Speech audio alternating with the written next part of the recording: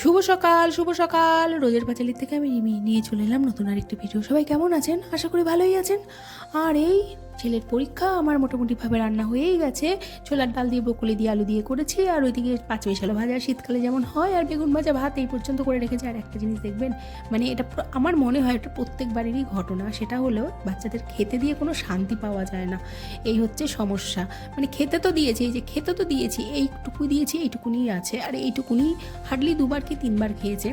আর সত্যি বলতে কি, আমার ছেলেকে না আমি ভীষণ পরিমাণে নিজে হাতে খাওয়া শিখিয়েছিলাম ছোট্টবেলা থেকে।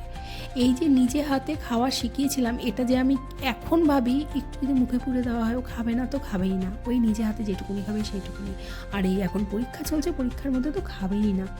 যাই হোক, কিছু করার নেই। আর এই যে আমি বলতে বলতে স্কুলে চলে এসেছি, ও একটু আগেই এসেছিলো, আমি এবার ওকে নিতেই এসেছি বলতে গেলে।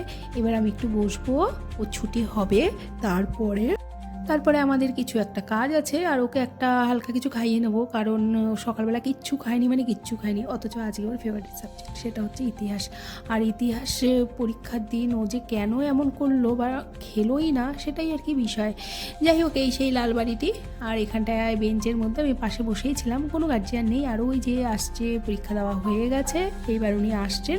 এবার আমরা একটুখানি খাবে, মানে হয়তো আইসক্রিম নইলে একটি কেক খাবে, কিছু একটা খাবে, দেখা যাক। সেটা ওটা প্রতিদিনই চলে। খেয়ে তারপরে চলে যাব আমরা বাস স্ট্যান্ডে। আর পরীক্ষা নাকি ভালো দিয়েছে। আর ইতিহাস ওর ফেভারিট সাবজেক্ট, খুবই ভালো বাসে ইতিহাসটাকে। সেই আশাতেই আছি আর কি। আর এবার হাঁটতে হাঁটতে আমরা চলে যাচ্ছি বাস স্ট্যান্ডে। বাস স্ট্যান্ডে গিয়েই বাস পেয়ে গেছি, আর আমরা বাস পেয়েও যাই।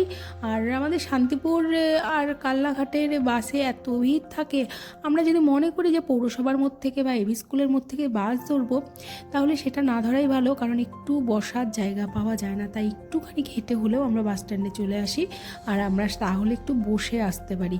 কারণ আমাদের এই শান্তিপুরের কালনাঘাটের ভিতরে এত লোক থাকে, আমার মনে হয় আমাদের এদিকে এত লোক থাকে, যেটা হয়তো আর কোথাও কোনো বিশ্বে এত লোক থাকে না। আর বাসে এত ভিড় হয় যে বলার মতো না।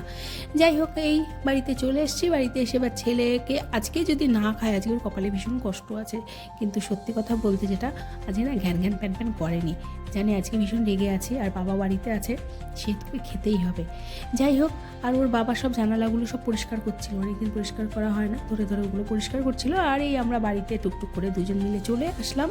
এইবার ওকে খাইয়ে দাইয়ে একটু বসবো, বসে আমি হাঁটতে শুরু করব। আর সত্যি বলতে কি, গত দুদিন থেকে না আবার নতুন করে হাঁটা শিখেছি। কারণ আমি এতদিন সবসময়ের জন্য 5 কিলোমিটার করে আমি আর আমার পাশের বাড়ির এক বৌদি হাঁটি। 5 কিলোমিটার মানে আমার বাড়ির থেকে আমাদের মাদারসাট এইখানটায় আড়াই আড়াই করে 5 কিলোমিটার হয়। কিন্তু এই আমার অপারেশনের আগে থেকে সব কিছু বন্ধ হয়ে গেছিলো। কিন্তু এই কালকে থেকে আমরা ঠিক করেছি আবার নতুন করে হাঁটবো, কারণ এই যে জড়তা ভাবটা না, এইভাবে না সম্ভব না। আর বাড়িতে বসে থেকে কি হবে, যেহেতু এই ঘরের মধ্যে থেকে থেকে বোর হই, এর থেকে যদি একটু হেঁটে আসি তাহলে হয়তো ভালো লাগে। তা বৌদির সাথে কথা হচ্ছিলো, বৌদি বললো যে আজকে একটু তাড়াতাড়ি যাবো। অন্যদিন আমরা একটু সন্ধ্যের পরপরই যাই, কিন্তু আজকে বৌদির একটু কাজ আছে, বললো আজকে একটু তাড়াতাড়ি যাবো।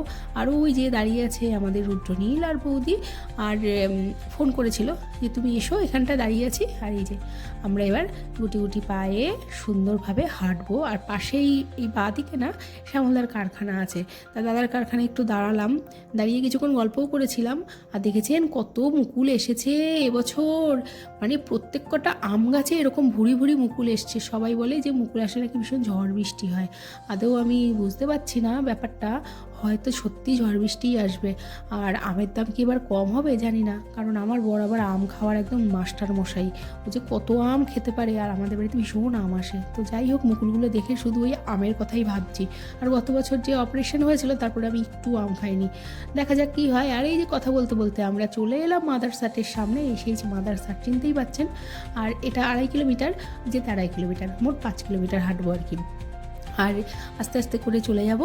আর গিয়ে ওই আর কি গল্প করতে করতেই হাঁটি, আমরা ভীষণ জোরে হাঁটি, আমাদের টার্গেট থাকে, হাঁটারও একটা টার্গেট থাকে। আর মাদারসাটের সামনে একটি শিব মন্দির আছে, সেখানে বৌদি একটু প্রণাম করে নিল। প্রণাম সেরে এবার আমরা সুন্দরভাবে গুটি গুটি পাই এবার বাড়ির থেকে যাব। আর বাড়িতে যাওয়ার সময় আমরা মানে আমি বিশেষ করে একটু দোকানেও গেছিলাম, তারপর ছেলের জন্য একটু খাবার নিয়েছিলাম, কারণ ও সন্ধ্যায় আবার যদি কিছু না খায় তখন আবার বলবে খিদে পেয়ে গেছে, খিদে পেয়ে গেছে। যাই হোক, এই বাড়ির দিকে চলে আসছি প্রায়। আর ভিডিওটি এখানটাই রাখবো।